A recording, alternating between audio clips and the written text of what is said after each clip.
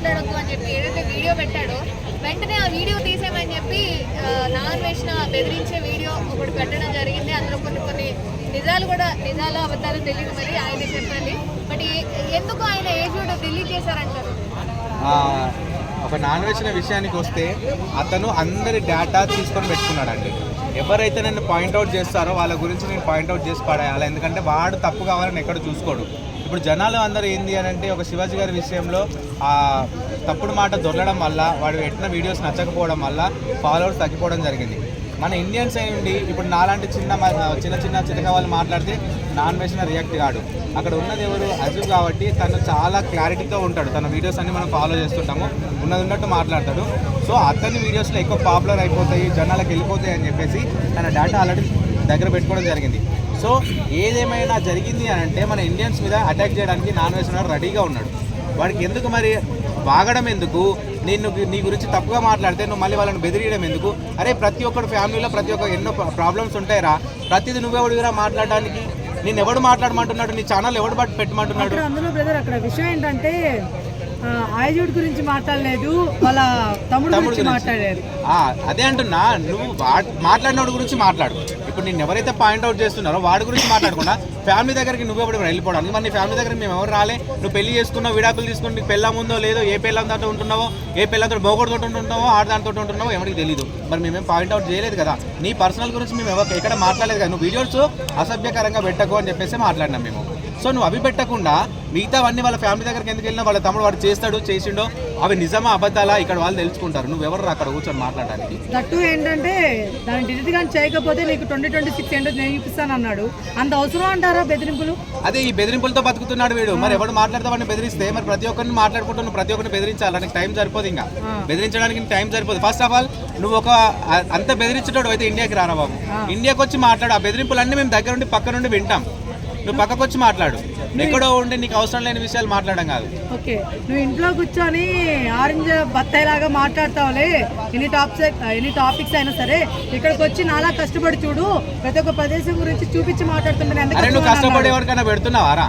ఓ నలుగురికి అన్నదానం చేస్తున్నావా? లేకుంటే నలుగురు చదివిపిస్తున్నావా? ఓ నలుగురికి సహాయం చేస్తున్నావా?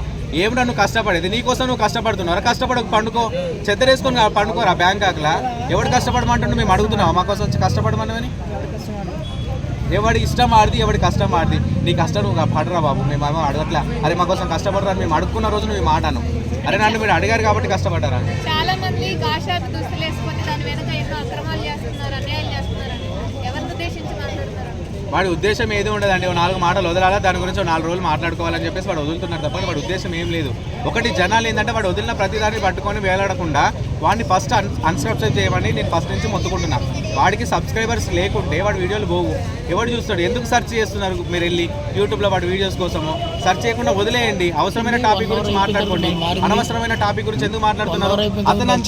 అతను ఏదో మాట్లాడిన విషయానికి సీతాదేవిని, ద్రౌపది గురించి నువ్వు మాట్లాడినావు అని చెప్పేసి అజీవ్ వచ్చేసి అలాంటి మాటలు మాట్లాడొద్దని ఒక వీడియో పోస్ట్ చేసినందుకు వాడి ఫ్యామిలీని తీసుకొచ్చి బెదిరిస్తున్నావు. నువ్వు ఫ్యామిలీని రోడ్డు మీద పెడుతున్నావు. నిన్ను పెడితే నువ్వు వాడినాను డైరెక్ట్ క్వశ్చన్ చేయి, అప్పుడు కరెక్ట్. ఫ్యామిలీ గురించి నీకు ఎందుకు రా? వాడు చేశాడో నీ దగ్గర ప్రూఫ్స్ ఉన్నాయి అనుకో.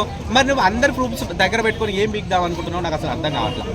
నువ్వు ఎందుకు ఏం చేద్దాం అనుకుంటున్నావు? అంతే ప్రతి ఓడిని బయటికి లాగుదాం అనుకుంటున్నావు. అక్కడ కూర్చొని నన్ను నత్తి మాటలు మాట్లాడుకుంటా నీ నత్తిన లేక వస్తున్నావు రా మేము. నువ్వు ఎందుకు అందరి డేటాలు పెట్టుకొని నువ్వు ఏం సంపాదిద్దాం అనుకుంటున్నావు? అసలు ఈ జనాలకి ఎందుకు లేదు ఈ వాటిని అందరినీ మనం ఫాలో చేయకూడదు అని చెప్పేసి? చాలా మంది మనోళ్ళు సపోర్ట్ చేస్తూనే ఉన్నారండి కామెంట్స్ లో. అదే అంటున్నా, మీరు కామెంట్స్ పెట్టడం ఎందుకు? ఆ వీడియోని హైలైట్ చేయడం ఎందుకు? దాని పాపులేషన్ పెంచడం ఎందుకు?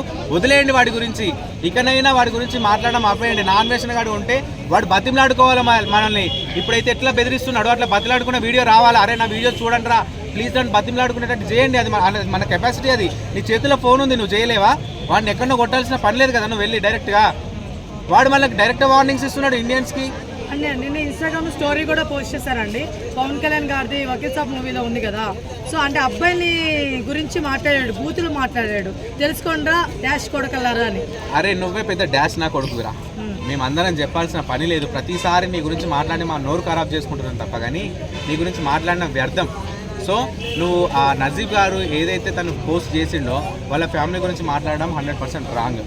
ఎందుకంటే వాడు తమ్ముడు చేశాడా చేయలేదా నీకు తెలీదు. సరే నీకు తెలిస్తే నీ దగ్గర మర్చి పెట్టుకో, మాకు అవసరం లేదు. మేము అడిగిన రోజు మేము అడుక్కుంటాము. ఇంకొకటి, మనుషులకి మంచి జరిగే వీడియోస్ ఏమైనా ఉంటే చెయ్యి నువ్వు, అంతే తప్పకని అనవసరమైనటువంటి విషయాలు నువ్వు పబ్లిసిటీ చేయకు.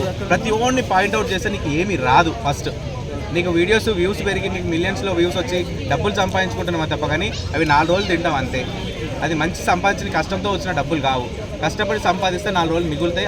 అదొక ఉపయోగకరమైనటువంటి విషయము. కానీ నువ్వు ఇట్లాంటి డబ్బులు సంపాదించుకొని నీకు కష్టపడుతున్న ఎవరైనా నీకు కష్టపడమనేది, కష్టపడకుండా చెద్దరు కప్పుకొని పండుకో బ్యాంకాక్లో. ఆయన బెట్టింగ్ యాప్స్ కోసం కష్టపడుతున్నప్పుడు, పోరాడుతున్నప్పుడు మీరు ఎక్కడున్నారు బ్రదర్ అని అడుగుతున్నారు. అరే నువ్వు ఆపకుంటే ఎవడో ఒకటి ఆపేటోడు రా.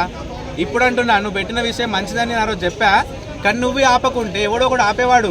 ఒక చెడు పని జరుగుతున్నప్పుడు ఏ ఒక్క మనిషి నుంచి అయినా ఒక మంచి జరిగేటువంటి మనిషి వస్తాడు. మంచి జరుగుతుంటే చెడు ఎలా జరుగుతుందో, చెడు జరుగుతున్న టైంలో మంచి కూడా వస్తారు.